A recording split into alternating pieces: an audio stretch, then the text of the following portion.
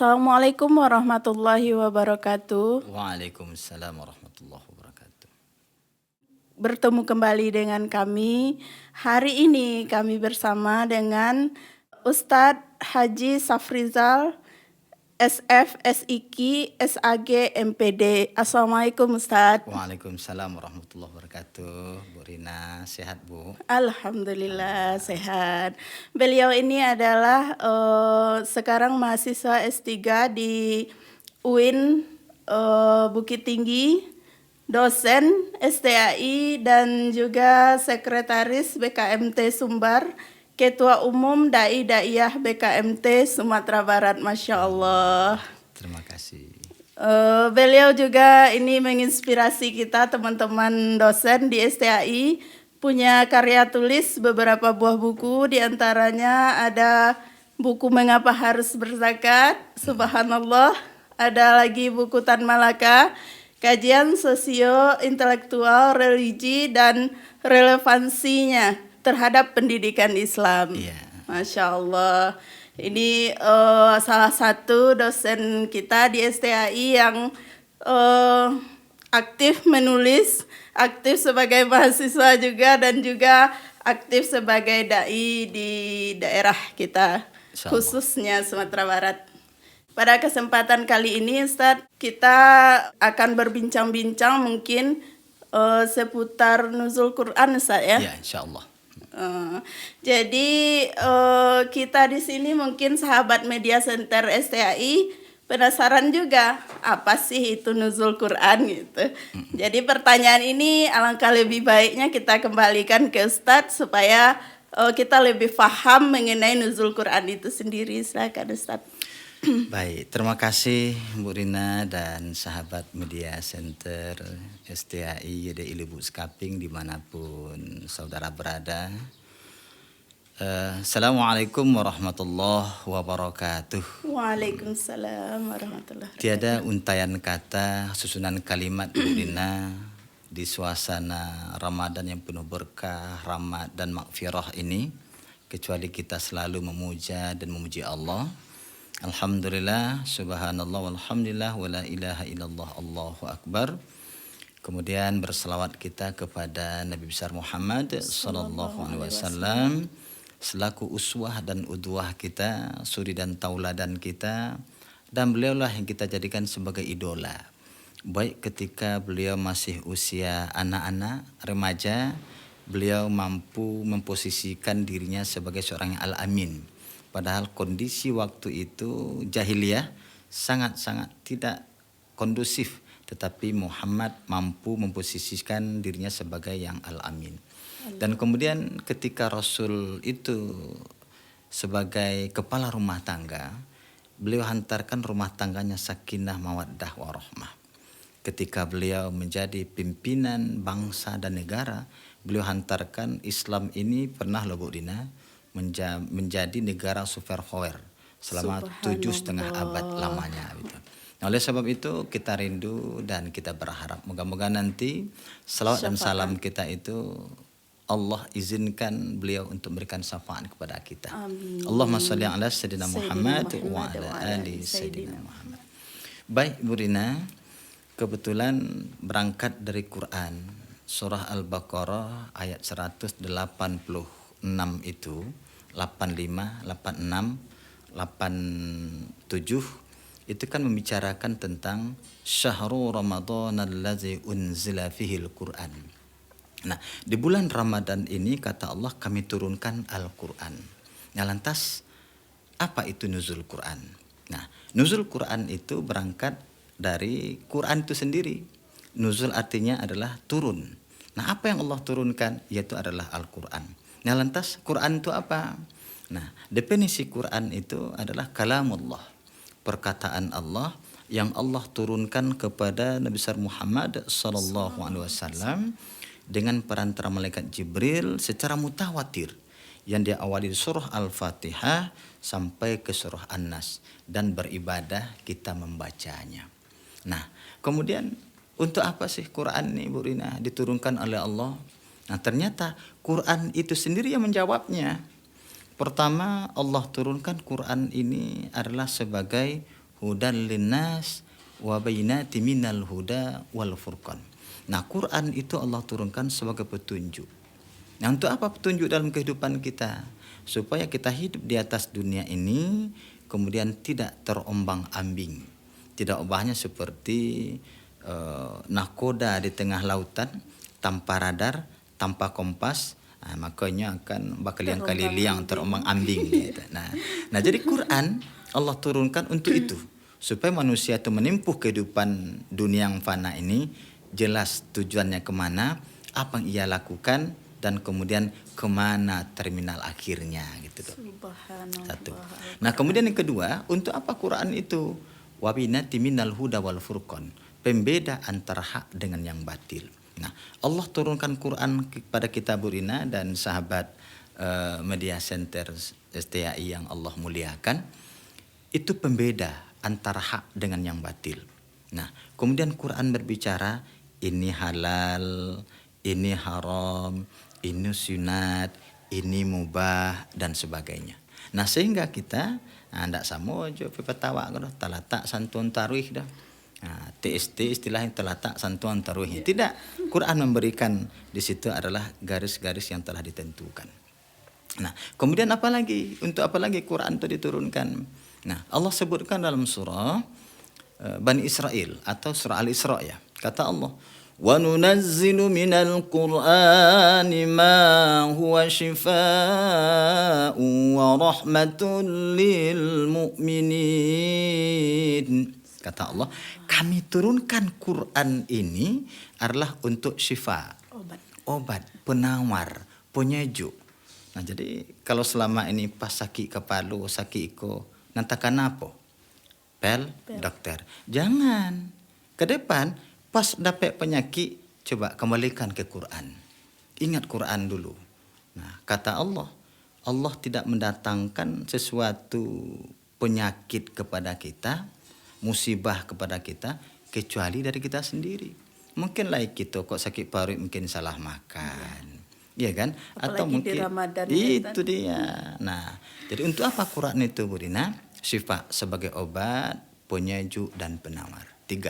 Kemudian yang keempat, nah, untuk apa Quran itu Allah turunkan? Syifa'un wa rahmah.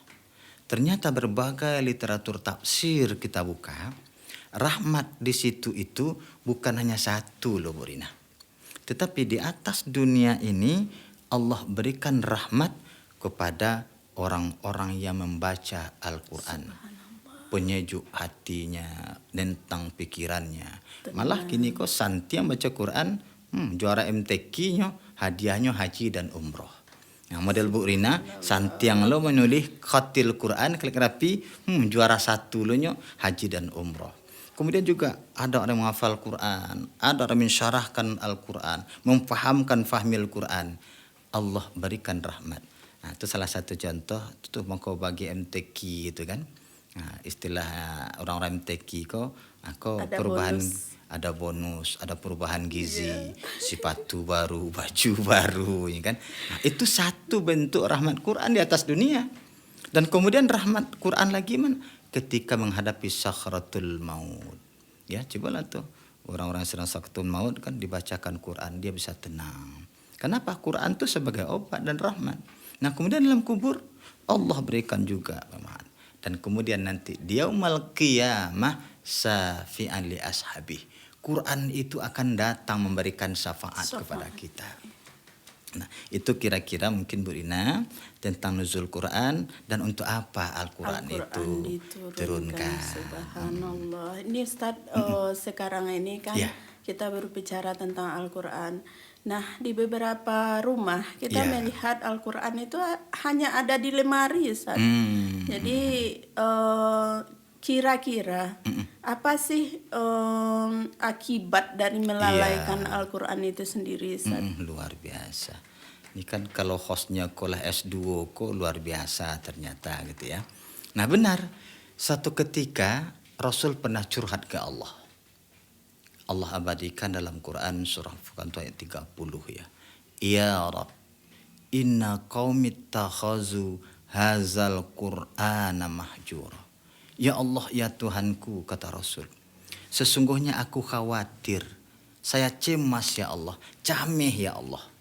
Kenapa? Terhadap umatku kalau mereka nanti melalaikan Al-Quran. Nah, ayat ini ditafsirkan oleh Ali bin Abi Thalib karamallahu wajhah.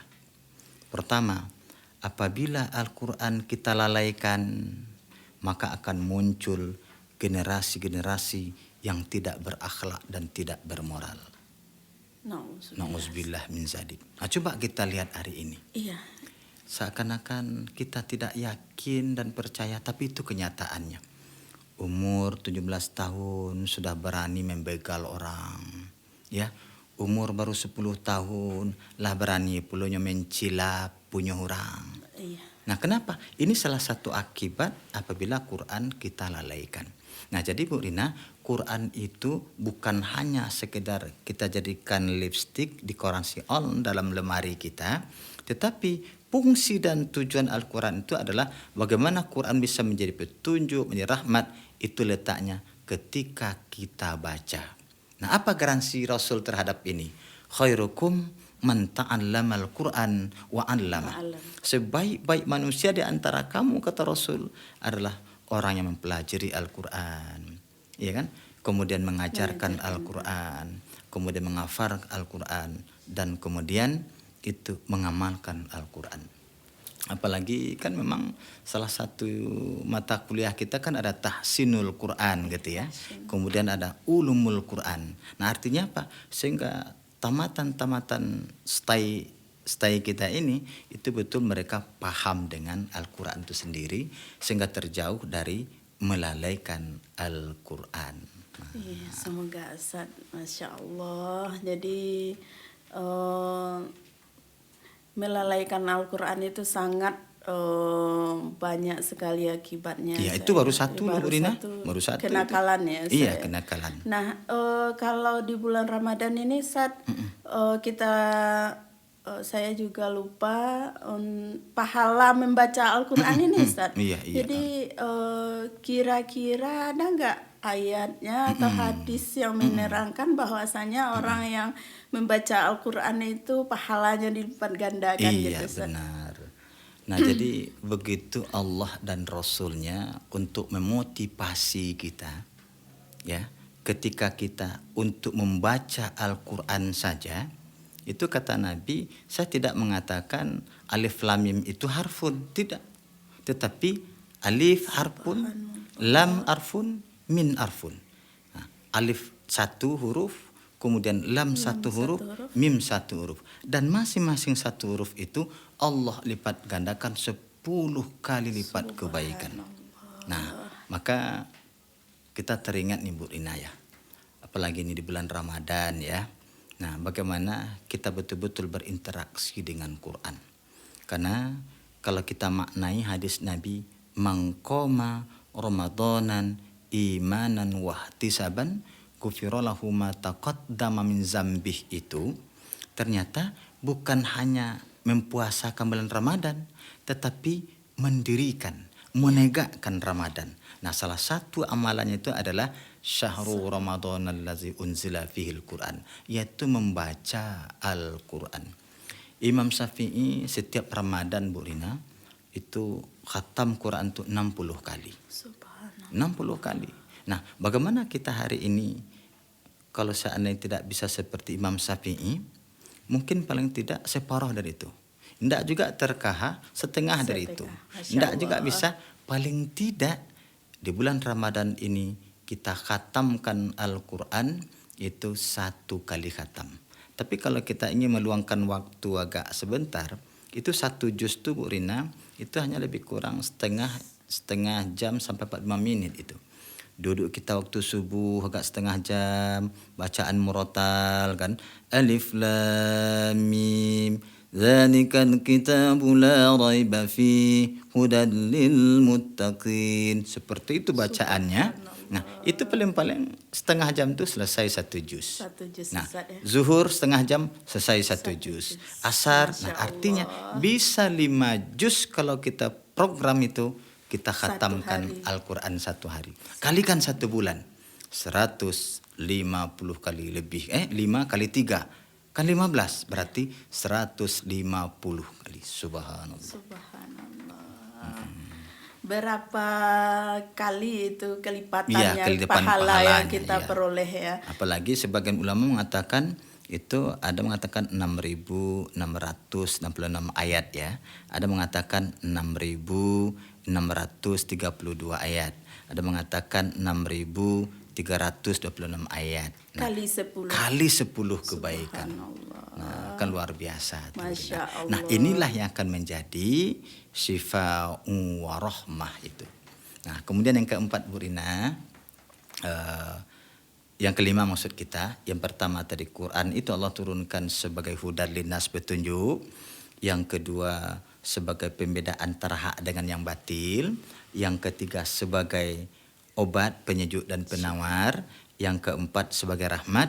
Yang kelima, Quran ini adalah bukti keimanan. Mana ayatnya? Walladzina yu'minuna bima unzila ilaika. Mereka beriman terhadap apa yang kami turunkan pada engkau hai Muhammad, yaitu Al-Quran. Nah berarti ketika kita lalaikan Quran, jauh dari Al-Quran, nah mahfumnya apa? Berarti Iman kita itu dia. Berkurang. Subhanallah, Masya Allah. Kupasan yang sangat lengkap ya Insya dari Allah. Ustadz kita. Baik sahabat Media Center STI YDI Lubuk Sekaping. Demikianlah bincang-bincang santai kita dengan Ustadz. Terima kasih banyak Ustadz. Semoga Sama-sama. menginspirasi kita semua semakin Insya dekat Allah. untuk Al-Quran dan kedepannya Al-Quran tidak lagi jadi pajangan saja di rumah. Insya Allah. Banyak maaf sahabat. Assalamualaikum warahmatullahi wabarakatuh. Waalaikumsalam warahmatullahi wabarakatuh.